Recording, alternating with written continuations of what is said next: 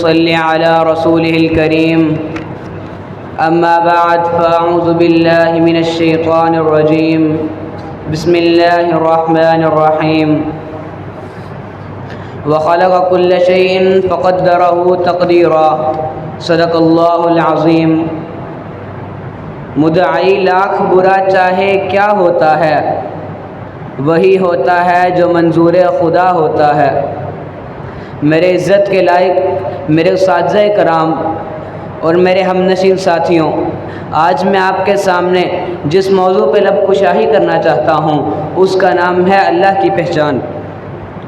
محترم سامعین، میری آنکھیں جب کائنات کی وسعتوں پہ کمندیں ڈالتی ہیں تو مجھے ورطہ حیرت میں ڈال دیتی ہیں کہ اتنے بلند و بالا پہاڑ، بل کھاتے ندی نالے، ستاروں سے سجا آسماں، شور مچاتے سمندر، خوبصورت وادیاں اور لہلہاتے کھیت، کیا انہیں بنانے والا کوئی ہے یا سب کچھ بغیر کسی بنانے والے کے ہی وجود میں آ گیا؟ کیا انہیں پیدا کرنے والا کوئی ہے یا سب کچھ بغیر کسی پیدا کرنے والے کے ہی تخلیق ہو گیا ہے؟ اگر ہم دنیا کی سب سے سچی کتاب قرآن مجید سے اس کا جواب پوچھیں تو وہ ہمیں بتاتی ہے اللہ خالق کل شیء، ان سب چیزوں کو بنانے والا اللہ ہے، وہ اللہ ہی ہے جو سب کو پالنے والا ہے۔ الحمدللہ رب العالمین، وہ اللہ ہی ہے جس نے ہمیں بولنے اور گفتگو کرنے کا سلیقہ سکھایا ہے۔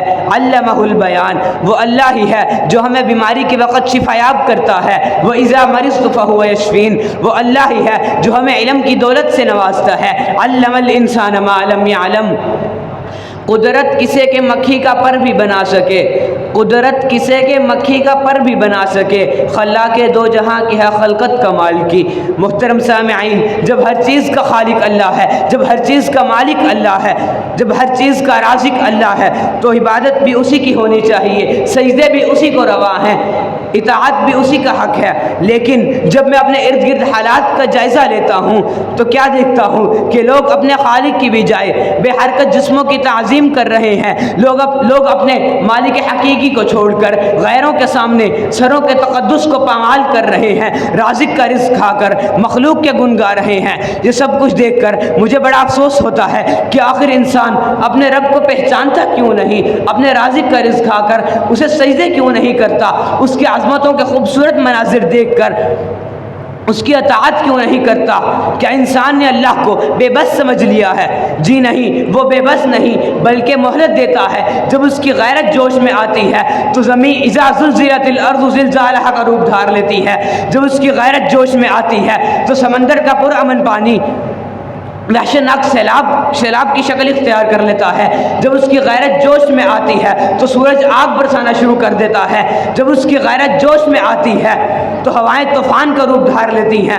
اور یاد رکھیے، اس کی غیرت اس وقت جوش میں آتی ہے جب اس کی مسلسل نافرمانیاں کی جائیں، جب سجدے اللہ کی بھی جائے درباروں اور مزاروں پہ کیے جائیں، جب اس کی وحدانیت کا انکار کیا جائے، جب اس کے ساتھ کسی کو شریک ٹھہرایا جائے، کیونکہ اس کا اعلان ہے ان اللہ لا یغفر ان یشرک بہ ویغفر ما دون ذلک لمن یشاء۔ سامعین محترم، ذرا سوچئے کہ آج ہم اللہ کی بغاوت نہیں کر رہے، کہ آج مزاروں پہ سجدے عام نہیں، کہ آج شرک کا دورہ نہیں، تو پھر زلزلے کیوں نہ آئیں، تو پھر بے موسمی بارشیں کیوں نہ ہو، گرمی برداشت سے باہر کیوں نہ ہو؟